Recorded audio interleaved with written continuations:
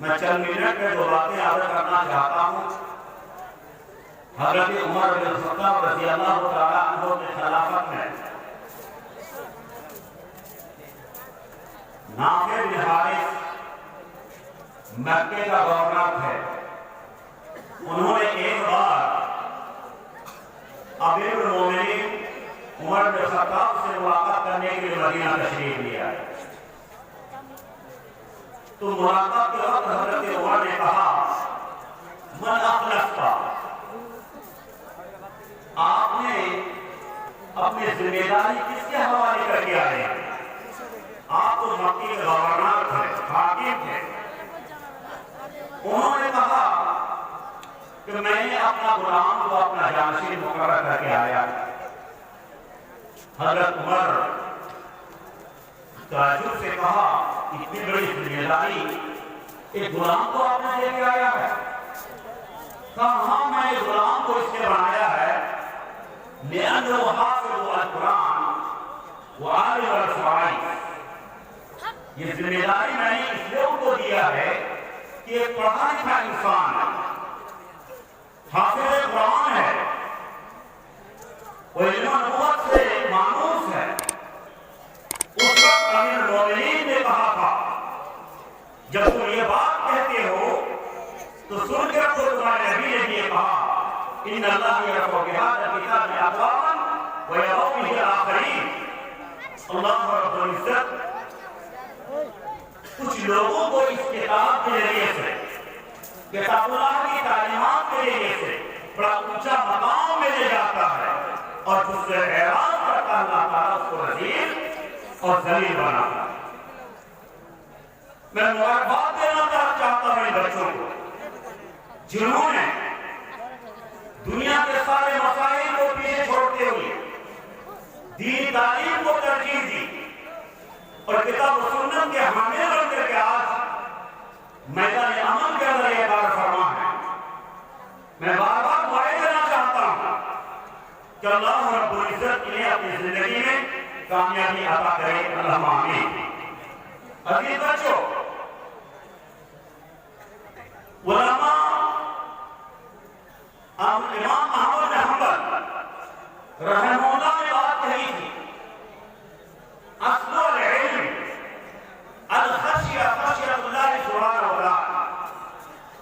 علم دین کی روحانیت اور اس کی بنیاد یہ ہے کہ اس تعلیم کے ذریعے سے تعلیم حاصل کرنے والے لوگوں کے اندر اللہ رب العزت کی خشیت اور خوف اس کے اندر موجود ہو، اور جو اللہ رب العزت کا خشیت ان کے اندر موجود ہوتا ہے وہ خیر البریہ، تمام مخلوقات میں سب سے زیادہ بہترین انسان وہی ہوتا ہے جس کے اندر اللہ رب العزت کا خوف اور خشیت ہوا کرتی ہے۔ وَإِنَّ يَخْشَى اللَّهَ مِنْ عِبَادِهِ الْعُلَمَاء۔ بندوں میں علماء اللہ رب العزت کے خشیت کے حامل ہوتے ہیں، لہذا عالم آدمی یہ خیر البریہ ہے، سب سے بہترین انسان اللہ رب العزت کے یہاں ایک عالم ہے۔ لیکن سوچ کے رکھنا، یہ ذہن نشین رکھنا کہ عالم بغیر عمل کی کبھی ہو نہیں سکتا۔ لہذا علم آپ نے حاصل کیا ہے، علم کے مطابق اگر ہمارا عمل نہیں ہے تو ہم عالم کہنے کے حقدار نہیں رکھتے، بلکہ ایسے شخص کو منافق کہا ہے قرآن کریم میں، لما تقولون ما لا تفعلون، تم ایسی باتیں کیوں کرتے ہو جو خود کرتے نہیں۔ عزیزو، شیخ سعدی کا نام آپ نے سنا ہوگا۔ پہلے کے لوگ جب تک گلستہ اور بوستہ نہیں پڑھتے تھے تب تک ان کو عالم اور مولوی نہیں کہا جاتا تھا، چونکہ آپ فارسی سے لوگوں کی لگاؤ بہت کم ہو گئی۔ انہوں نے بات کہی تھی علم چندہ کے بیشتر خانی در عمل نیست در تو نادانی۔ بہتوں کو تعلیم حاصل کرتے رہو، بڑا بدوان بنتے رہو، لیکن اگر تمہارے اندر اس تعلیم کے مطابق اگر عمل نہیں ہے تو تم جاہل انسان۔ عزیزو، عمل بڑی چیز ہے۔ آپ نے بخاری شریف کے اندر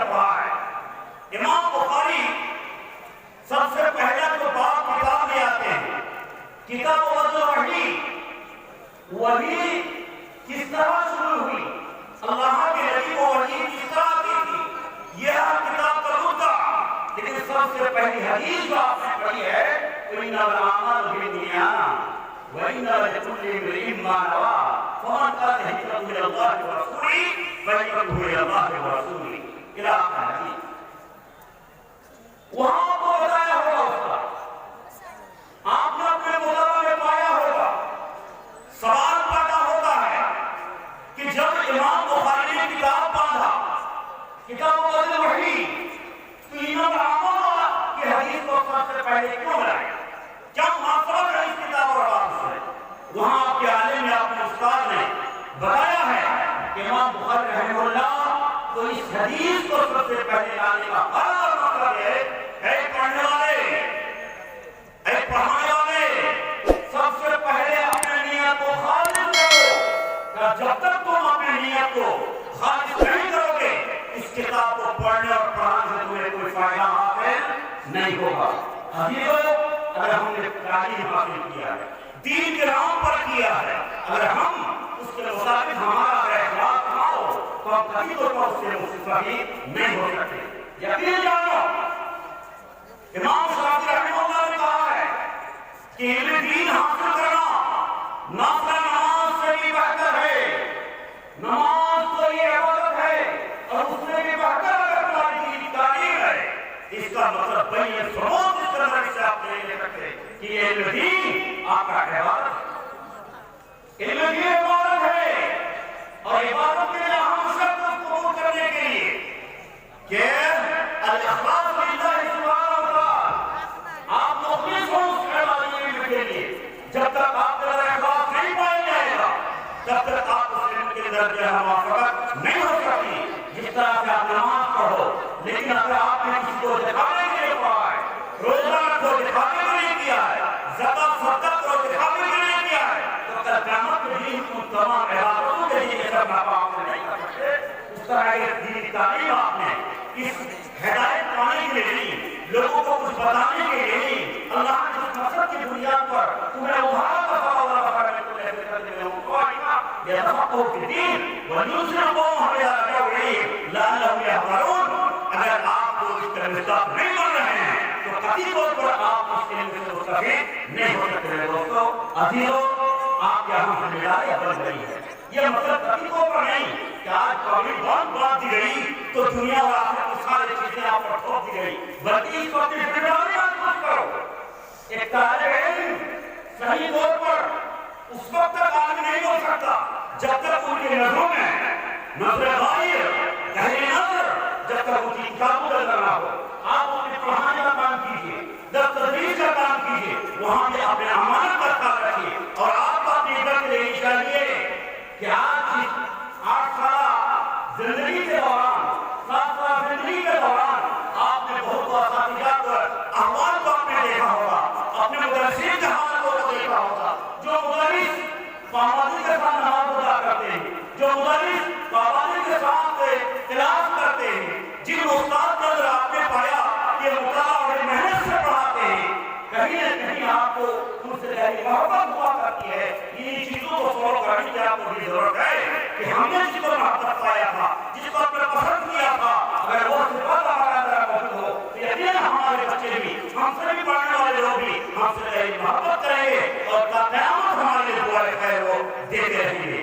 لیکن آپ نے اگر ہمارا قدر خیانت کیا ہے، ایک بحیثیت مدرس، ایک بحیثیت عالم، اگر ہم عمل سے بولتا ہے، خود نماز کے پابند نہیں، وقت ڈیوٹی حاصل کیے رہے ہیں، گھنٹی لگ رہی ہے، 10 منٹ کے بعد ہم پہنچتے ہیں اور گھنٹی لگنے سے پہلے ہی موبائل کو ادھر ادھر سے ٹچ کر رہے ہیں، دیکھ رہے ہیں، وہ ایک ہم نے امانت ادا نہیں کی کہ اللہ رب العزت کی یہاں بھی آپ کھائی ٹھہریں گے، مدرسین کی یہاں، منتظرین کی یہاں بھی کھائی ٹھہریں گے.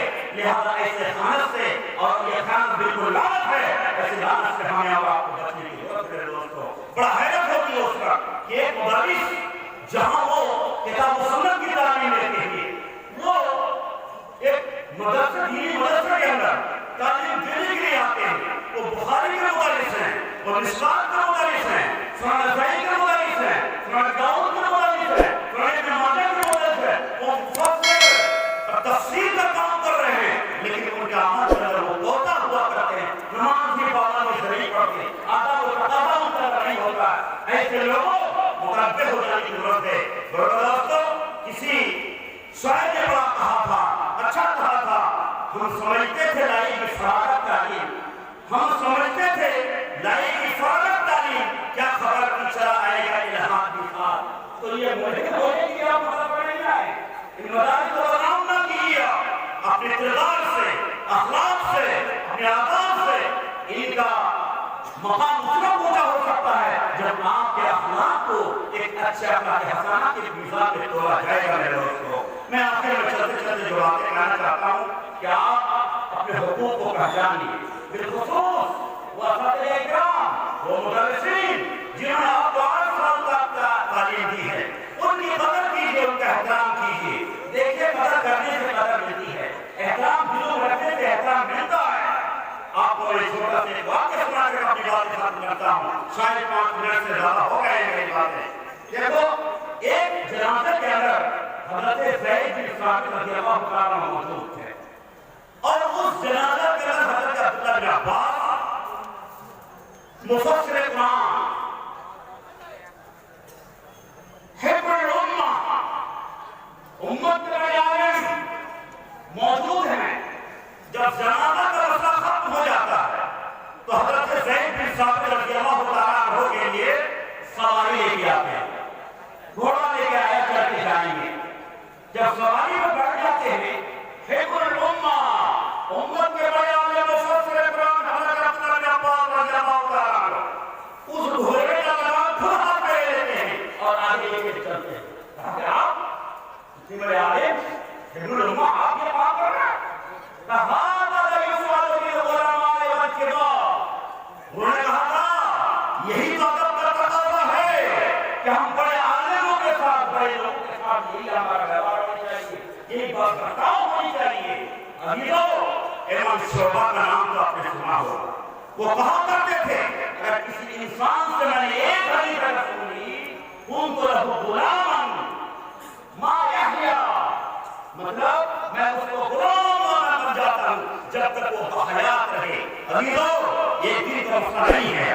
8 سال 7 سال آپ نے جن مدرسین کے ساتھ آپ نے شاید تعلیم حاصل کی، آج آپ قومی کے مستحق ہو گئے، آج مدرس بننے کے مستحق ہو گئے، ایسے آداب میں تو ہونا ہی آپ کی احسان فراموشی ہوگی۔ ان کی تحیات قدر کیجیے، ان کے لیے دعائیں کیجیے، اگر ان کے لیے دعا کرتے ہیں فرشتے آپ کے دعا کریں گے۔ وقول قولی ھذا واستغفر لي ولكم ولسائر المسلمين وصلى الله تعالى على نبينا محمد وسلم، والسلام علیکم ورحمۃ اللہ وبرکاتہ۔